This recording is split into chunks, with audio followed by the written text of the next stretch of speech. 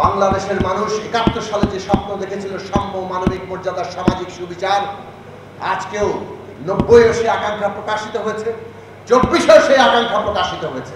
এইটা জনগণের বাংলাদেশ হবে, অধিকার মর্যাদার বাংলাদেশ হবে, বৈষম্যহীন এবং অন্তর্ভুক্তিমূলক বাংলাদেশ হবে। সব মানুষ নাগরিক হয়ে উঠবে।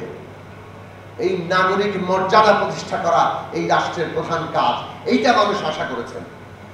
এই মানুষ আশা করেছেন যে ক্ষমতা ব্যবহার করে কেউ আর সমস্ত কিছু দখল, লুটপাট করে নিতে পারবে না, বিদেশে টাকা পাচার করতে পারবে না। ক্ষমতা ব্যবহার করে এই দেশের মানুষের অধিকার মর্যাদাকে কেউ ভুলণ্ঠিত করতে পারবে না।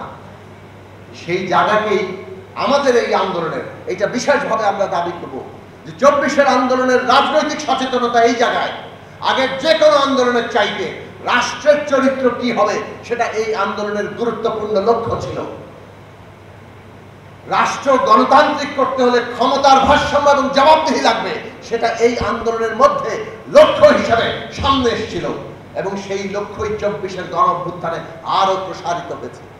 আজকে আমাদের কাজ হচ্ছে আবশ্যিক সংস্কার, আবশ্যিক ক্ষমতার ভারসাম্যের জন্য যা কিছু প্রয়োজন সেইটুকু আমরা যাতে ঐকমত্য প্রতিষ্ঠা করতে পারি। এই ঐকমত্য রক্ষা করা গণতান্ত্রিক উত্তরণের জন্য অত্যন্ত জরুরি।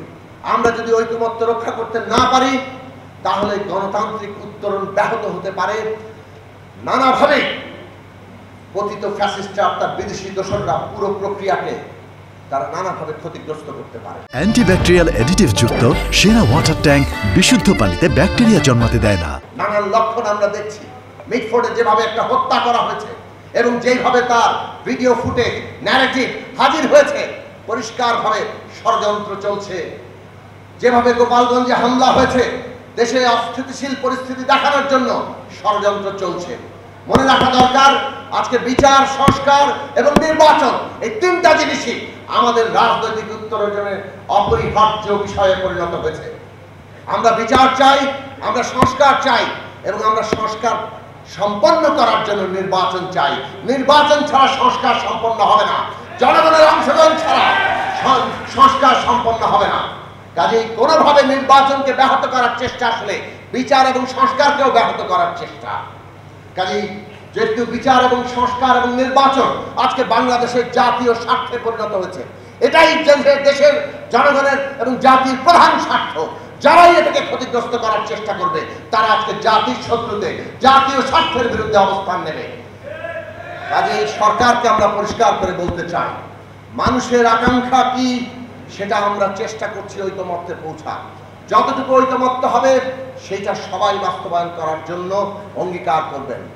আর আরো প্রসারিত আকাঙ্ক্ষা নিয়ে জনগণ সিদ্ধান্ত নেবেন এবং সেটা নির্বাচনের মধ্য দিয়ে হবে। যারা জনম্যান্ডেট পাবে তারা সেটা বাস্তবায়ন করবেন। এই রাজনৈতিক প্রক্রিয়া সম্পন্ন করা আপনাদের দায়িত্ব। এর বাইরে অন্য কোনো কিছু করলে জনগণ আজকে আবার রুখে দাঁড়াবে এই দেশ বাঁচাতে, জনগণ বাঁচাতে।